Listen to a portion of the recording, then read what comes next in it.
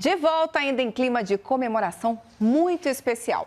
Hoje, na segunda reportagem especial sobre os 90 anos da Voz do Brasil, você vai saber como surgiu o programa e como foi a transformação ao longo do tempo com novas linguagens e tecnologias. Vamos ver?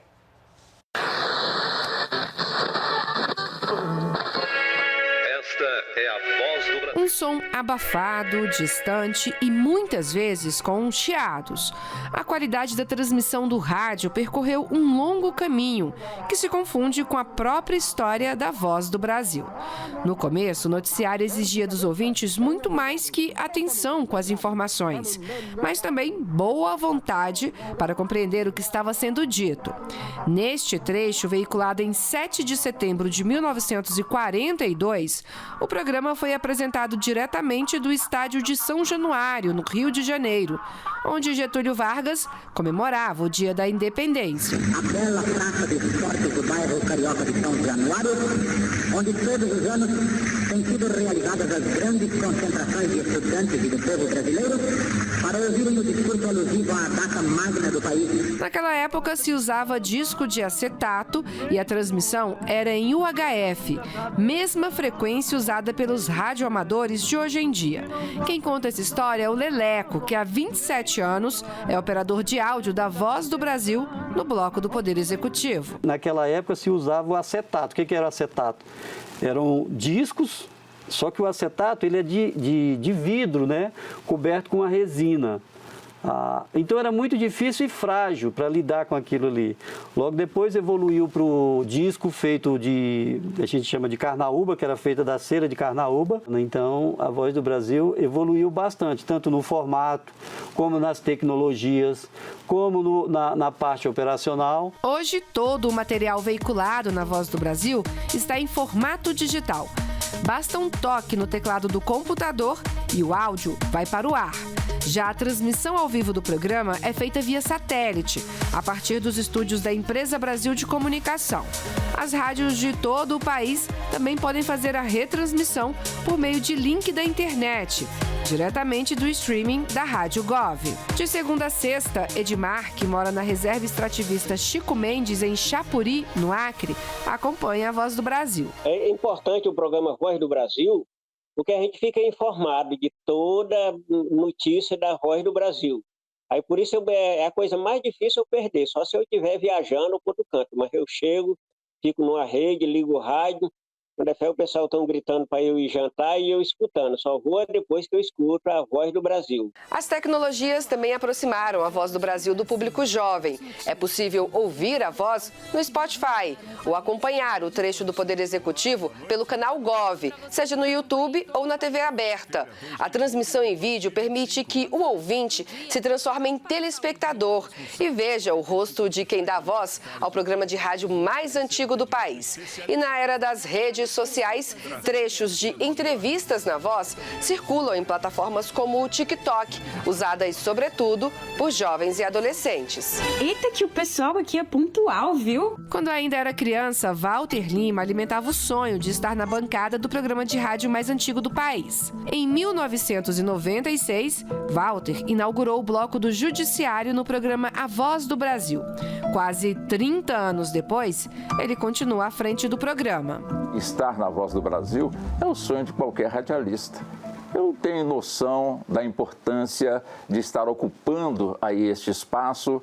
Eu procuro, de alguma forma, também representar todos os colegas e torcendo para que aqueles que já estão aí na lida, no trabalho, quem sabe um dia um deles possam, ou mais deles, possam estar tanto aqui no Executivo, como também no Judiciário e ainda no Legislativo.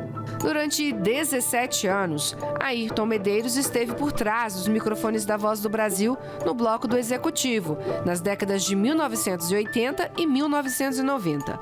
Em 1995, quando surgiu o programa Dinheiro Direto na Escola, que destinava recursos financeiros a escolas públicas, a Voz do Brasil passou a citar em todo o programa o nome da das cidades que iam receber recursos. Até que, certo dia, as coisas não saíram como esperado. Tinha uma cidade lá no meio daquele monte de cidade que a gente lia durante a Voz do Brasil, que se você invertesse 2 sílabas, daria um palavrão, né?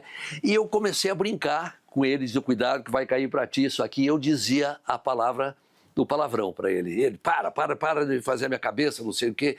E a gente treinando ali as palavras. Não deu outra. Quando chegou, caiu para ele e ele, deu a palavra com o palavrão.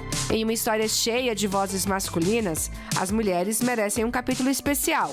O ano era 1978 e Regiane Lima Verde estreava na Voz do Brasil com a proeza de ser a primeira mulher a apresentar o programa no bloco do Executivo.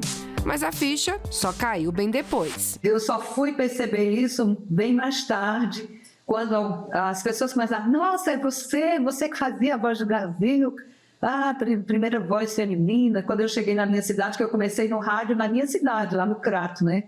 Aí tinha premiação, tinha diploma, tinha coisa da Câmara dos Vereadores, cidadania, o colégio que eu estudei, a diretora, enfim. E eu fiquei assombrada, mas como assim? Por que é que vocês estão fazendo tudo isso?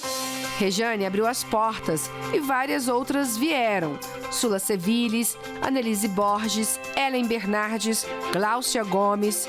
Em 2003, Kátia Sartório chegou ao programa para mudar a cara do noticiário. Os próprios ministérios gravavam o minuto da saúde, o minuto de outros ministérios e colocavam, e a gente tinha que colocar no ar com a qualidade que chegasse. Então, o que a gente fez por orientação na época do ministro Gushiken? Ele pediu, Kátia, eu quero que você vá até as assessorias de imprensa dos ministérios, nós vamos instalar lá equipamentos para que essas pessoas de lá, os assessores de imprensa, pautem a Voz do Brasil, tragam sonoras de viagens que eles faziam. E a gente foi na mesma época que a gente fez a redação multimídia, ou seja, a gente aproveitou repórteres da Agência Brasil, do rádio, né, da própria Voz do Brasil, que tinha os seus repórteres, e todos os correspondentes. Então, a Voz do Brasil, ela estava em todos os lugares. História na Voz do Brasil é o que não falta. Durante os 7 anos em que apresentou o programa, Gabriela Mendes colecionou várias, como quando entrevistou ao vivo 2 presidentes da República e quando passou a revezar com o apresentador a famosa frase, em Brasília, 19 horas. Num dia normal do programa, meu editor-chefe da época, o Eduardo Biagini, falou assim, por que só o homem abre a Voz do Brasil? Eu falei assim, não sei, nunca tínhamos parado nem para pensar nisso. Ele falou, não, acho que a gente pode mudar isso daí, né? O que vocês acham da gente revezar? Aí eu achei incrível, né? Eu falei, não, eu acho excelente, fantástico. Então foi uma emoção também quando oficialmente começou a ter esse revezamento e eu comecei a abrir também. Era dia sim, dia não, né? Um dia o homem, um dia a mulher. Abri também oficialmente a Voz do Brasil falando a famosa frase em Brasília 19 horas, que é o que todo mundo, né, que marca, todo mundo conhece muito, é muito forte. Os apresentadores seguem revezando a frase de abertura do programa. E a história continua a ser escrita. Em Brasília, 19 horas.